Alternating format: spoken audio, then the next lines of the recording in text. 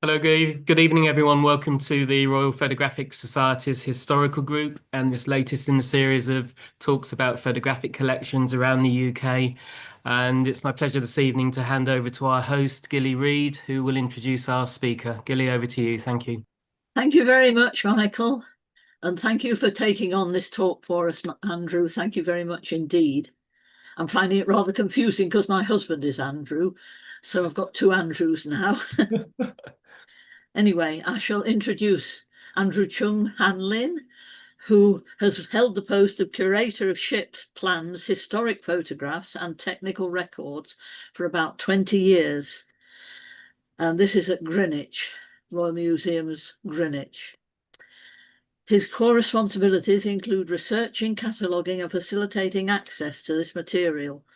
Although the collection in his care comprises a vast range of periods and subjects, Andrew's particular interests lie in US, British and Japanese maritime history during the period 1860 to 1945. So that encompasses our area with the Gibsons, which I must say I've been interested in for some time. Anyway, thank you very much, and over to you, Andrew. Thank you so very much, Gilly, and to you, Michael, as well. Hello, everyone. Thank you for coming and tuning in, as it were, and for the opportunity to speak to you this evening. As Gilly said, I am going to be talking to you about the Gibsons of Scilly photographic collection. And it is one of the most impressively beautiful collections in the holdings of the National Maritime Museum. And I don't say that lightly because we have a vast range of very impressive photographic collections. But there is something extremely special about the Gibson's material because it deals with a subject that so many of our other collections do not. And that is the rather tragic topic of men coming to grief at sea, the visual capture of the shipwreck. And while it's not the only collection that does deal with this subject, the Gibson's collection deals with it exclusively. There is a good reason why we call it the Gibson Shipwreck Collection, and it's because while the Gibson family were incredibly prolific photographers, over the course of their operation of more than a century in the West Country and on the Scillies, they captured all aspects of life in Cornwall and on the Scillies. But the collection that we hold, and which totals roughly 1,800 glass negatives, deals exclusively with shipwrecks from about 1870 up to the middle of the 20th century and a little bit beyond. So it's a very special collection and it's really quite unlike any other. Aside from the subject, there's also the incredibly artistic quality of the photographs that were taken. And to those of us in the age of digital photography, I think a lot of us have slightly lost touch with the sheer logistics involved in composing and taking such amazing pictures, especially with glass negatives and the cameras into which they fitted. Um, so before I move on, I just want to start, aptly enough, with a story, because for me, primarily from the standpoint of a historian rather than an expert in photography, another of the great values of the Gibson collection is the stories that it tells. We have the theme of danger at sea, of the saving of life at sea. There's the inherent heroism narrative around shipwrecks. There is the very awkward relationship of humanity and nature. We depend on the sea for life and livelihood, but it also can be a terrible threat to our existence, especially for seamen. The perils of the sea have never truly gone away. These images capture these subjects in such a wonderful way. So To begin my story, I'm going to draw your attention to this rather striking slide we've got in front of us. This is the Cromdale, and in early May 1913, she was getting towards the last leg of a rather perilous Atlantic crossing from Chile on her way to Falmouth. So she was almost home. It had, on the whole, been a rather successful voyage. Unfortunately, thick fog descended, and as so often happens, navigational error led to the ship running aground here at Bass Point in very dense fog, so visibility was terrible. The ship's crew abandoned her in some haste, understandably, because as you can see, she's well down by the stern and she's stuck fast, so she's not going anywhere. And you can tell they left her in a hurry because the sails are still set. Now, funnily enough, the lifeboat crews from the nearby Lizard and Cadgwith stations joined fairly quickly. They responded rapidly in order to see whether anyone could be saved. Sorry, just gonna have to move my cat. No. To see whether anybody could be saved, only to find the ship was already empty. So they set about attempting to rescue personal belongings because the men who'd abandoned the ship would need them. Unfortunately, the vessel continued to flood, and after a time, this became dangerous, so the lifeboat crews withdrew. Now, this photograph here presents an incredibly calm picture of local conditions, but by the end of May 1913, the action of both wind and wave had pretty much destroyed the wreck of the ship, so nothing really lasted long on this coastline. Now, this is a fairly representative story of a wrecking incident off the Cornish coast. But what makes it remarkable and why we're so fortunate is the day after the ship ran aground, someone walked and took the arduous journey off the road up to these cliffs, to this vantage point, carrying an extremely heavy camera and a couple of negatives, and went to take this and a couple of other remarkable photographs of this scene. Now, by most people's standards, this would be a remarkable logistical effort. There's a lot of, a lot of effort involved in doing this. But for the members of the Gibson family who were engaged in this sort of photography, this was Tuesday. This was completely normal for them. And to give you an idea of how normal this was, something of a record was set almost 40 years before this wrecking by Alexander Gibson, who in 1875, he was on the Isles of Scilly at the time. He came to hear that a Russian merchant ship called the Aksai had run aground near St. Martin's. It was November. Conditions, as you can imagine, were incredibly tough, rough. It was not the sort of time of year you'd go boating. But Alexander got his camera, got two of his precious glass negatives, the big 10 by 12 inch plates, and went out in a boat, which was daring enough in itself, found the Aksai, found a decent spot on a nearby beach, and took the photographs. And then, despite the fact that he needed to develop them almost immediately, such was the camera technology at the time, he managed to keep the glass plates wet enough to not lose the picture over the next couple of hours when he was able to get back to his boat and get back to his studio to develop the pictures. And the pictures came out beautifully. So that's an example of the sort of daring do the Gibsons got up to. And they weren't short of subject material because the Isles of Scilly were a very, very sensible place from which to oops, sorry, I might have gone too far with my slide. A very sensible place if you wanted to record photographs of wrecked ships because they are an incredibly dangerous waterway. This is their location, roughly 28 miles off the western end of the Cornish coast, and they've been inhabited for a very long time. There's a map here from 1680 showing the various islands and settlements. And most of the trade coming into British ports from the 1700s onwards, in fact, even earlier, past the Isles of Scilly and the southern half of Cornwall. So it was a very busy waterway, but also an extremely dangerous one. And this is reflected in the sheer number of charts that have been generated over the years as seamen have tried to keep on top of the natural perils in this area. So if you look at this map of the Scilly Isles, this was produced in about the 1880s. It's much more detailed than the previous map, and there's a very good reason for that. It looks like it's covered in a rash of dots, but what those are actually soundings. So sailors were all too aware of how treacherous these waters could be, even in good conditions, and the number of shipwrecks that have ships that have come to grief in this area runs into the thousands.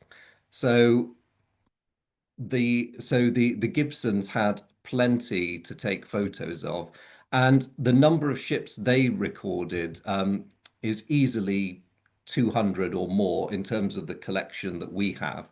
That's how many vessels they were able to record coming to grief in a period of about 130 years.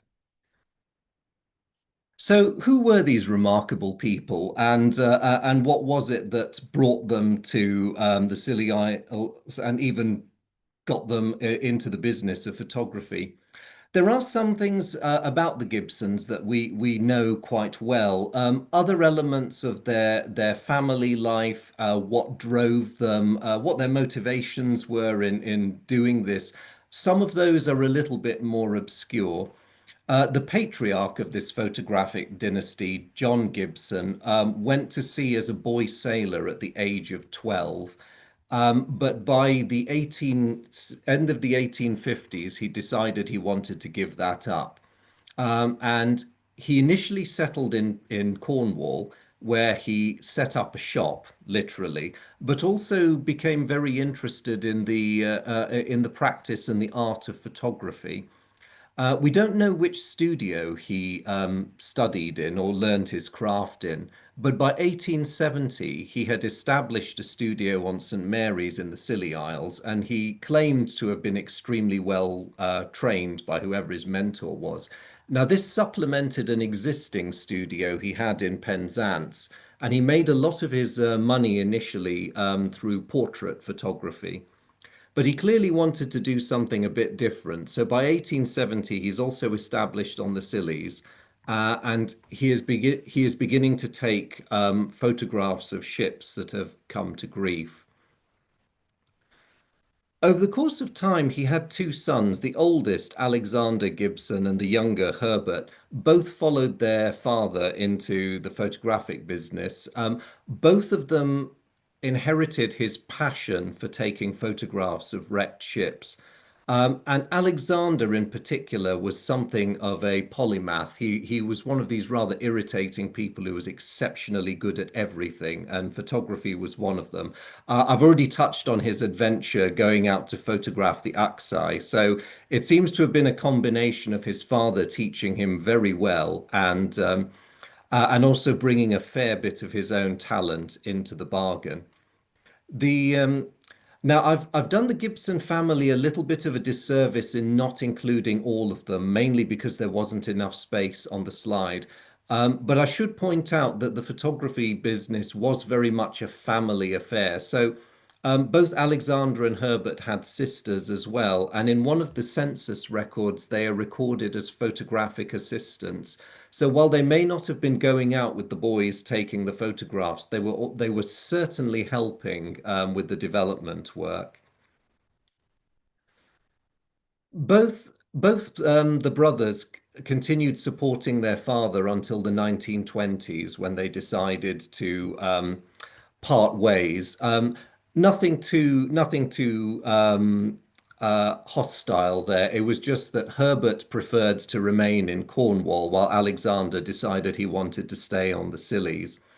Um, they had previously taken to spending the winters in Cornwall, which was slightly more pleasant than spending them on the Scillies. which is why you get a mix of locations in a lot of their shipwreck photography. A lot of the winter wrecks are taken on the Cornish coast for that reason. Herbert's side of the family ended up doing other things, but Alexander had a son, James, who by the 1920s was already helping him with his business on St. Mary's Island. Now, unfortunately, a family that was so talented and had a great deal of passion for photography and the sea also seemed to have been quite passionate in a number of other ways, mainly in having rather strong tempers when it came to their relations with each other.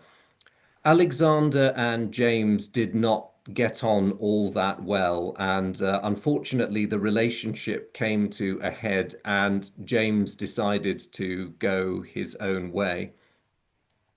At one point, Alexander and James actually had competing studios set up on St. Mary's Island, but while St. Mary's was the biggest of the Scilly Isles, it still wasn't large enough for two photographic studios. And in the end, Alexander went over to the mainland, leaving James basically in possession of the field. James's son Frank did what his father had done and was working in the studio from the age of 17 onwards. But he too had frequent quarrels with his father. One of the problems being that his father couldn't afford to pay him a decent wage for the work he was doing. In the end, James too gradually left the scene and decided that this was not something he wanted to continue with, and Frank was left running the business. Frank continued taking photographs and running the St. Mary's studio.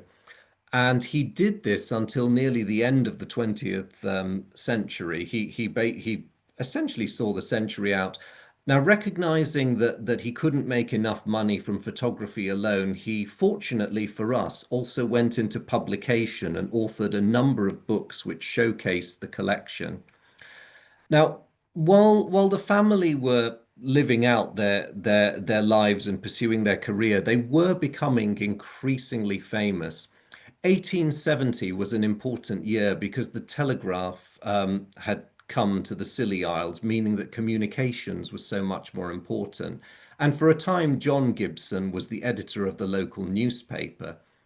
And what this permitted him to do was to expand his business, because not only could he relay on the important news of shipwrecks as they occurred on the island, he could also use it as a medium for accompanying the information with his images. So the Gibsons began to get a reputation as early as the mid to late 1870s as extremely skilled wreck photographers. As time passed, more and more publications, including the Illustrated London News, made use of their images. And and so as their fame grew, so did the business.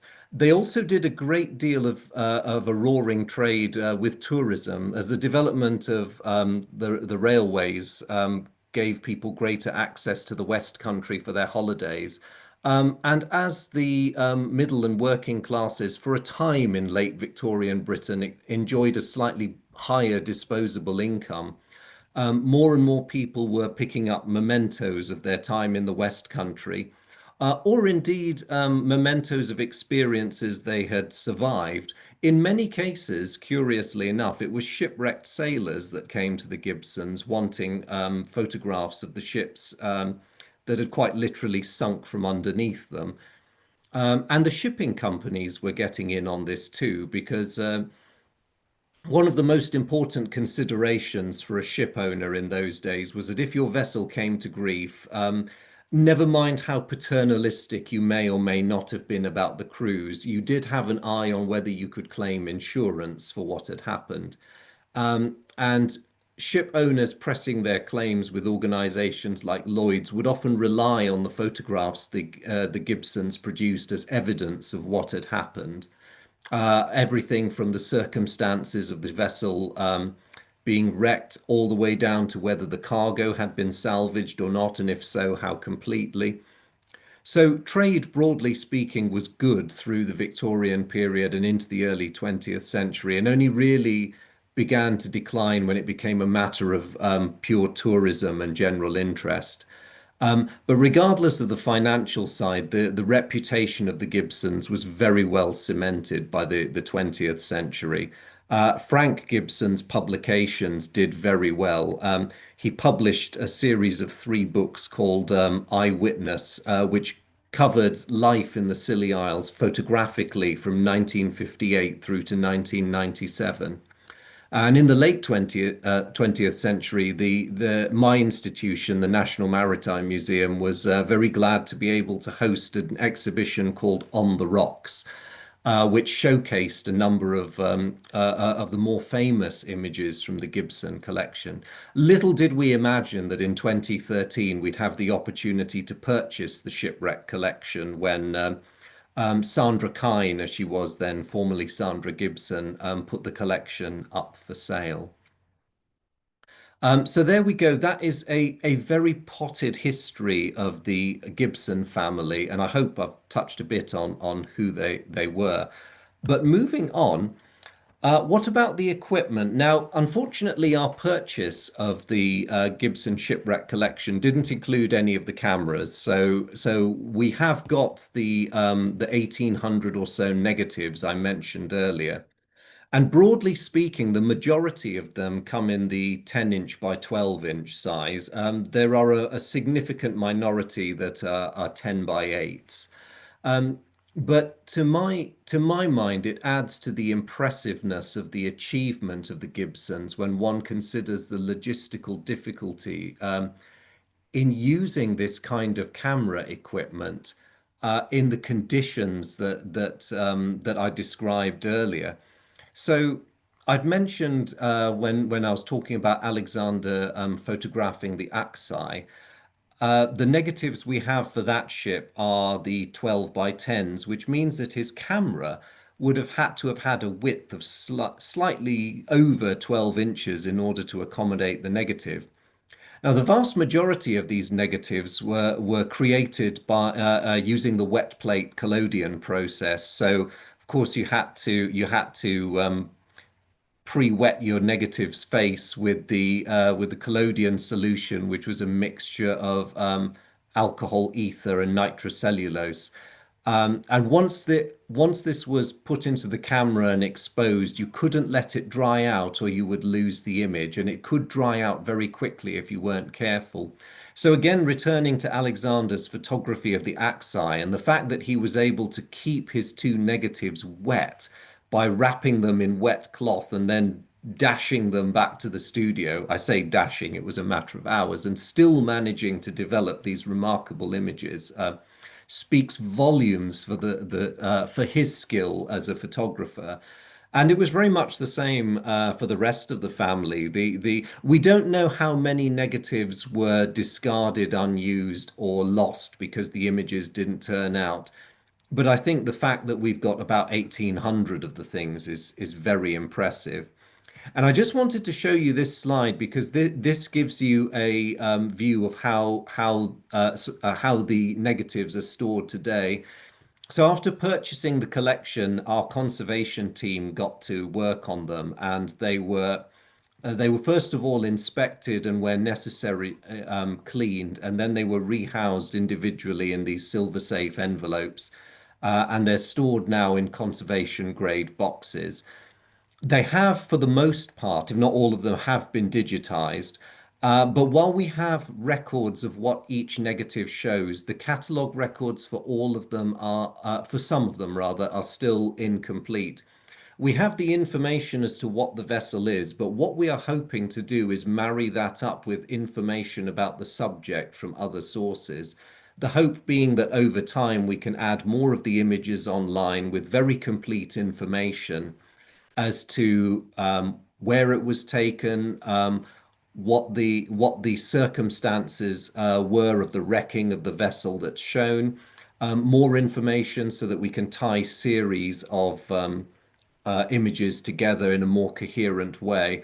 And I believe my colleague Fern, who has the joyful job of beefing up the cataloguing in this regard, is actually in the audience. So hello, Fern. If you're there and I'm saying anything foolish, please do correct me during the questions. So moving on from the practical side of it, and coming back to the bit that I really love, which I touched on at the beginning, is the sheer number of stories and the variety of stories that this collection gives us. And I want to share with you just a few of my favorite ones that I've picked up over the last couple of years. And I'm going to begin with this rather remarkable vessel. This is the White Star Liner Swavic. And if you look at the photograph, you'll realize immediately that something rather important is missing, namely the forward third of the ship. Now, the Swavic was very lucky to survive the grounding that did that damage. So she was traveling from Melbourne on her way to Liverpool with nearly 400 passengers and about 150 crew, and a very full cargo, which included thousands of sheep carcasses in her refrigerated spaces. So there was an awful lot aboard her. As with the Cromdale, which we saw earlier, navigational error unfortunately brought the ship a bit closer to the shore than the crew imagined she was. And on the 17th of March 1907, she was traveling at full speed when she ran hard aground. Every effort was made to get to lighten the ship. The RNLI dispatched boats from up to four nearby stations because of the number of people they had to try to get off the ship. And even with four lifeboats in operation, aided by the ship's own boats and other local craft, it took about 15 or 16 hours to get all the passengers and crew off the ship. Um, Efforts were made to move the cargo as well, which were generally successful. The forward half of the ship was badly flooded, but the after cargo holds were still accessible, and some of the forward ones. But despite everything, the ship was stuck fast on the rocks and simply would not move. So, taking advice from local salvagers, the White Star Line decided that they didn't want to scrap the Swavic. She was quite a new vessel. She was less than 10 years old, and she was quite a valuable asset. So they didn't just want to leave her or scrap her. So, on the advice of the contractors, they used small dynamite charges to blow the remains of the bow off. Yes, they did reinforce the bulkheads amidships before they did this. And then the ship remarkably was able to make it to Southampton. Now, you'd expect after damage like that, the ship would have to be towed, but no, because the boilers and the machinery were intact, the ship was able to steam in reverse to Southampton, where she was docked in the picture you see here. Meanwhile, Harland and Wolff in Northern Ireland were contracted to build a replacement bow for her, which was then towed across the Irish Sea, down past the Cornish coast and to Southampton, where it did arrive safely, and the two parts of the ship were successfully reattached. Now, the reason I like the Swavic is she is quite an interesting story of a vessel being brought back from the brink. She's also what I like to call a happy wreck because nobody actually died.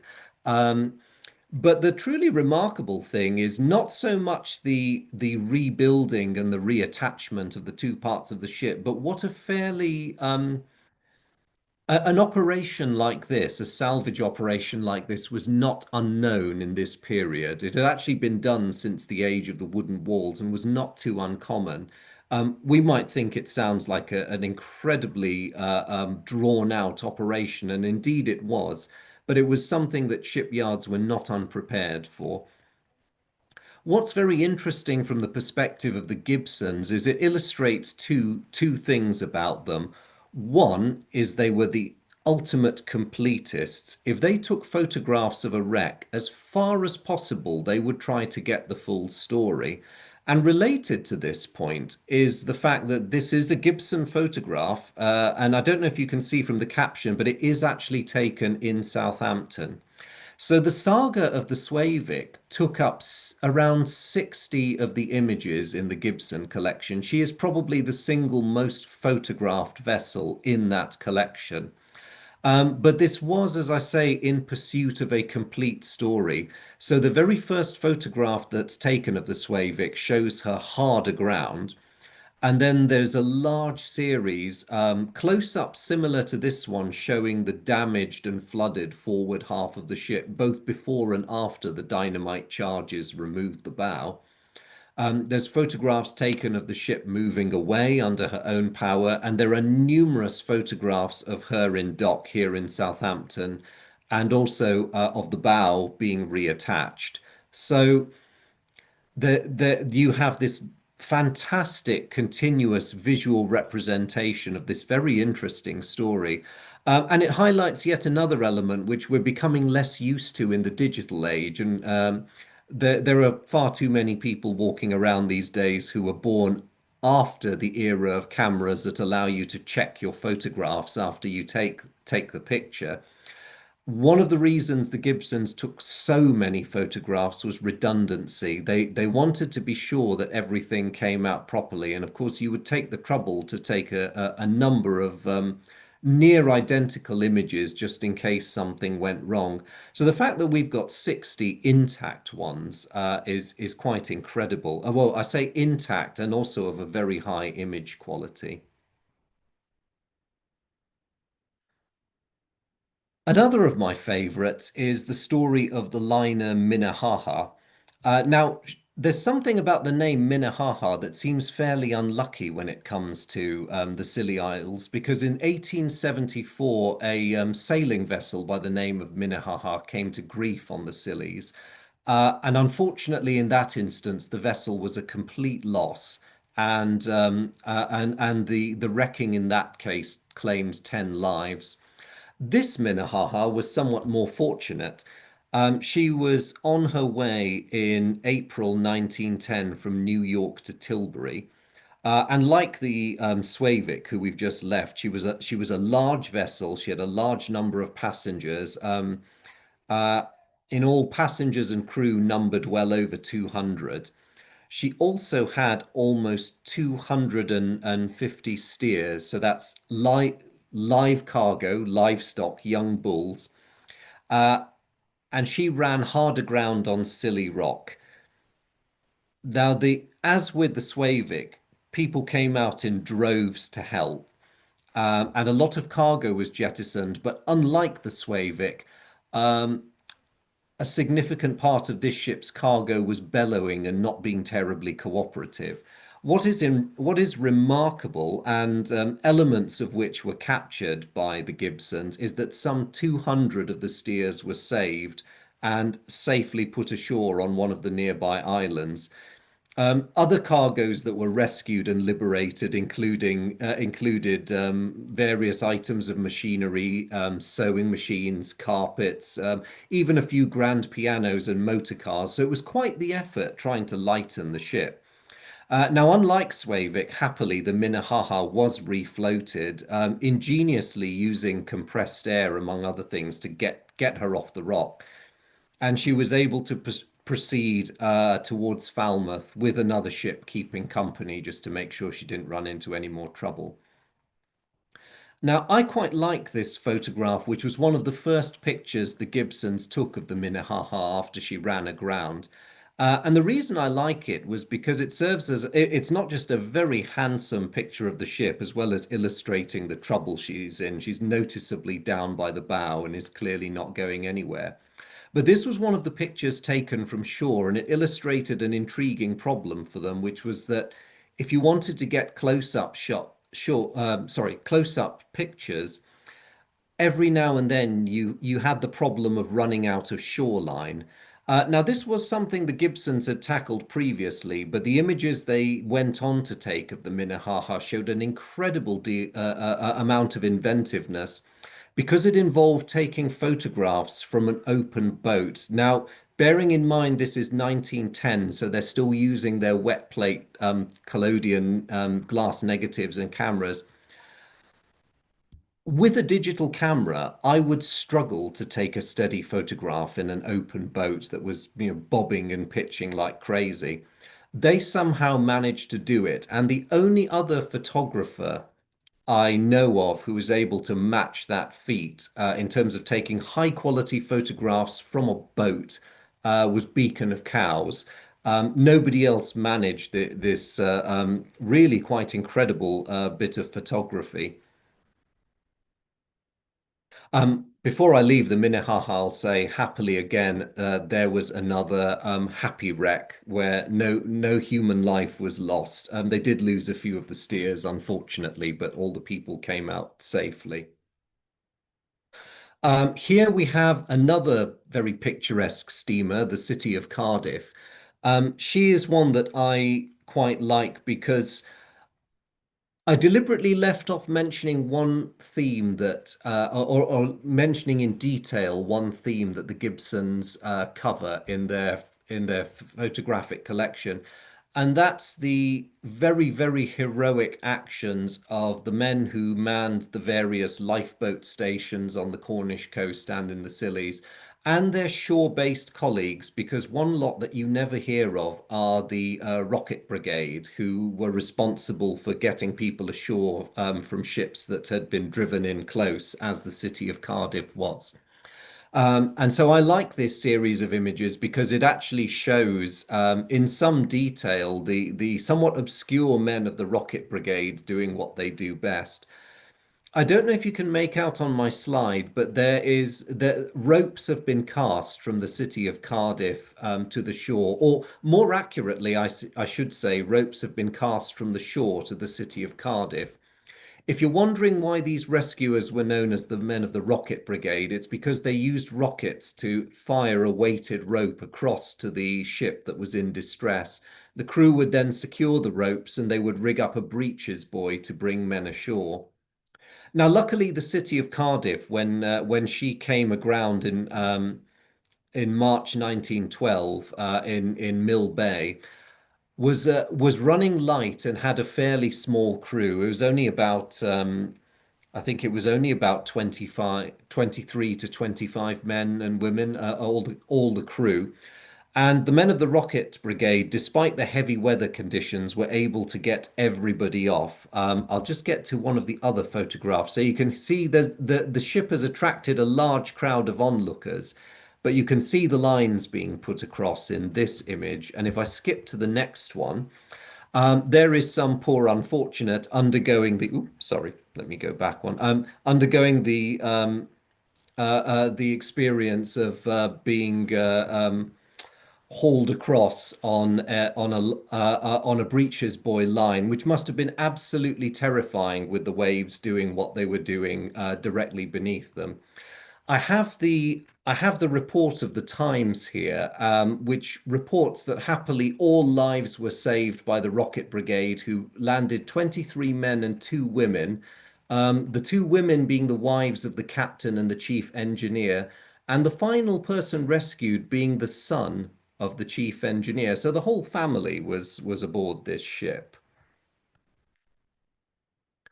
Um, I had to deal with this eventually because not all the wrecks covered by the Gibsons were a happy ending. So this photograph here is of the Mohegan, which came to grief on the Manacles Rocks on the southern Cornish coast in October 1898. So she was a brand new liner and she was traveling with almost 70 passengers, about 100 crew, and she hit the Manacles Rocks on the evening of the 13th of on the evening of the 15th of October 1898. She sank very quickly, and over 100 people lost their lives in this. It was a very rapid sinking, and as you can see from the photographs, she sank in rather deep water. So there was no way of rescuing most of the passengers and crew in time. The Gibsons not only photographed the remains of the Mohegan, but also took many photographs, as they did with some other wrecks, of the bodies being laid out in preparation for burial, and also a lot of pictures of the coffins being prepared for burial in a mass grave. Now, I've decided not to include these images because some of them are quite harrowing, but if anyone is desperate to see them, a number of them are available on our website with further information. But But as I say, I had to deal at some point with the fact that shipwrecks do often involve a great deal of tragedy for all the happy stories that you do get from those where people are always rescued. And the Gibsons did not shy away from dealing with that very difficult subject. Um, I'm just going to skip through a final few examples because I realize time is pressing on us. So I'm just going to take you through some of the ones I really like that make a visually stunning impression. Now, this is the Sophie, and she was actually abandoned and found drifting, and the crew had basically abandoned what appears to have been a very unseaworthy ship, and very unforgivably, they left the dog behind. I don't know whose idea that was, but not cool, guys, not cool. But the hull came to rest after near on the beach at Tresco Island, and the local landowner purchased the wreck. So a lot of the damage you see here is not just due to the effects of wind and tide, it's also down to the owner stripping the ship of its very high-grade wood. Um, and also the cargo of coal was very welcome for local people. But the Sophie remained a feature on Tresco for a very long time, and as these things go, is quite a picturesque wreck. Here we have the blue jacket. I like the subject because you've got the lighthouse very close by. So that's actually that is the Longship's lighthouse. So unfortunately, this ship did involve the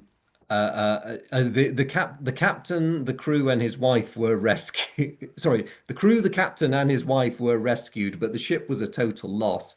But luckily, before the hull broke in half and sank, the Gibsons were able to take this remarkable photograph. It does also illustrate the fragile nature of some of the collection. You can see the two cracks running down the left-hand side of this one, indicating the rough handling it's had at some point. A personal favourite of mine here is HMS Montague, which came ashore at Lundy Island. So we're now on the northern half of Cornwall. Again, the Gibsons would travel in pursuit of a good shipwreck. This was a bit of an embarrassment for the Royal Navy because not only was Montague a very new and expensive battleship, she was lost at a time when the Royal Navy was on a bit of a propagandic high in terms of the growing rivalry with Germany. And it's perhaps fortunate that the tale of the loss of this ship was somewhat drowned out by the fanfare that was still ongoing around the launch of the new HMS Dreadnought. Sadly, Montague could not be salvaged. She was stuck fast. So over the following months, the Admiralty made sure they stripped out the guns and as much of the machinery as they could take. And the rest of the vessel was sold for salvage. But the wreck remained there for a very long time, so long, in fact, that a rather rickety rope bridge was installed from the cliffs we can see in front of us down to the bow of the ship for the brave and the foolhardy to visit the wreck if they wanted to. This is the Mildred. I like it because it reminds me of that scene from the first Pirates of the Caribbean movie where Jack Sparrow's poor boat sinks as soon as he comes up to the jetty. Call it an exercise in optimism. Again, she's been abandoned in a hurry. Her sails are still set.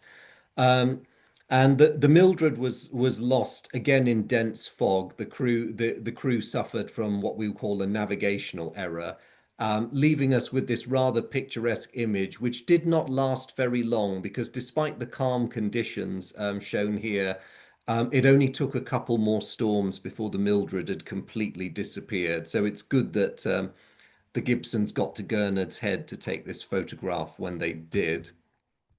But I'll wrap up there because I realize I've been regaling you with story after story after story, and you've been terribly patient with me. So I'll just leave you with this rather fine portrait of the Moselle aground off Bass Point in the 1880s. Thank you very much for listening and for your forbearance, and I'll take questions if anyone's got them. Thanks, Andrew. That was fascinating, and the stories especially, which really brings the photographs to life. I've got a couple of questions to kick off, and if anyone else has any questions, please drop them in the chat, and we'll pick up with them in just a moment. I just wondered whether you or your colleagues had sort of seen any differences in approach to the photographing of wrecks from the different members of the Gibson families, or whether they all adopt a fairly standard way of looking at the wrecks. Overall, as far as I can tell, Fern and my other colleagues might take a different view, but they seem to have gone for the same sort of style in terms of how they compose things, the vantage points they choose. Sometimes the element of choice is taken away from them by the nature of the topography, because as we can see from a lot of these images, the cliff edges they were taking these photos from could be quite treacherous. So you were a bit limited in your options. Other times, the positions of the wrecks themselves dictate something rather different. And as we saw in the case of the Slavik, they've actually got a bit more choice than they're used to in terms of being able to walk around her in the dockyard. But overall, it seems to me that they followed the same sort of pattern in how they picked and composed their angles. So I think the in-house family training clearly left its mark.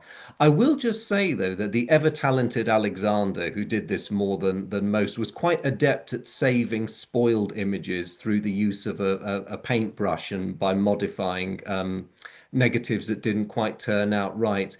And he did this in the very sympathetic way that a lot of 19th and early 20th century photographers did. It was really just a matter of touching up details on the ship so that you could see masts more clearly. Sometimes highlighting the waves. Occasionally, he drifts into the dramatic by adding storm clouds. And in the case of one vessel, the Tabasco, he took a badly ruined neg and he painted the Tabasco in her entirety into the image. But the image was subsequently published, so he clearly did a reasonable job. But And then I've just got one other question. We've got a number coming in from our audience, so thank you. We'll come to those in just a moment. You mentioned a couple of times that the Gibsons were using wet collodion even as late as 1910, and I just wondered if that is correct, that they were still using a process that really had been superseded by dry plates, 20 or 30 years previously. some of the later negatives do seem to be wet, and I only say that because you can go by the thumb patch on the corner of the negative where they have to hold it while wetting it, but they do use dry plate as that becomes available. So I think for a time they seem to have been operating a bit of both. I don't know why that is, whether it was a matter of cost or whether people would or whether they were just sticking to what they were used to. But they do change over to dry. And of course, Frank Gibson certainly moved with the times and kept up to date with his cameras. We've got a question from Nigel saying, were the Gibsons, particularly in the case of the Slavik, commissioned by the vessel's owners or insurers to take images, or were they doing everything off their own back? Both. So they did get a commission in the case of the Slavik, but given the immediacy of what was happening, they were taking photographs before that came in. I think if you go by the dates in the shipwreck record book that they maintained. So yes, but the commission was certainly an important one because White Star was very keen to ensure that the process from wrecking to rebuilding was faithfully recorded. And is saying that the people on Scilly have had a rather ambiguous attitude to Rex. Did this affect their attitude to the Gibsons? That's a very good question. The short answer to that is I don't know really. The Gibsons seem to have woven themselves quite well into the local community. Although that said, they were transient. As I say, they seem to have definitely preferred Cornwall in the winter. So I don't know if I don't know if that was down to a sensible decision to avoid the bad weather, or whether they weren't quite fitting in. Frank and certainly seems to have been a very well regarded fixture of the Scillies by the time he was doing his work and making his reputation, but I don't know about the earlier ones. And Martel is asking, have the remains of the wrecks been mapped or recorded since their demise? Some of them have. A surprising number of them were successfully salvaged and broken up. And I say surprising because of the rough conditions where many of them were lost. There are still bits of the battleship Montague off Lundy Island, but the other element to this is nature does a very good job of tidying up after herself. So, in many of the cases, including a lot of the iron-hulled vessels, those that were unfortunate enough to ground on very rough areas, the wrecks have actually been completely obliterated by natural action. And some of the Gibson images show a remarkable rate of deterioration. Sometimes over the course of a week, a shipwreck can go from looking quite intact to effectively being reduced to very large pieces of matchwood. And we've got someone asking, firstly saying that very impressed with the quality of the images and the way that they've survived for so long. And then asking whether do you know what camera was being used in the photographs? I don't, I'm afraid. I think there were sometimes details recorded in the shipwreck log that the Gibson family maintained, but for the majority of these, other than their dimensions and the process, as you can tell from the negative, no, I'm afraid not. And Richard's asking, firstly, thanking you for a great talk, and then asking whether Alexander Gibson's ledger that records many of the shipwrecks is asking whether that's available online. Again, that I don't know because the one thing we didn't get was the ledger, I'm afraid. So the ledger is still in the West Country, but I that's actually something for me to go away and find out for you. Okay. And then if anyone's interested, Nigel's posted a link to recsite.eu, which adds a lot of information about wrecks worldwide. So thank you for that, Nigel. And David's also saying that Shipwrecks, currently on BBC iPlayer, Part 3, looks at Britain's sunken history. So I'm sure some of the material in the museum has been used for that. That I think brings us to the end of our questions. So thank you to the audience for those. That's really great to have those.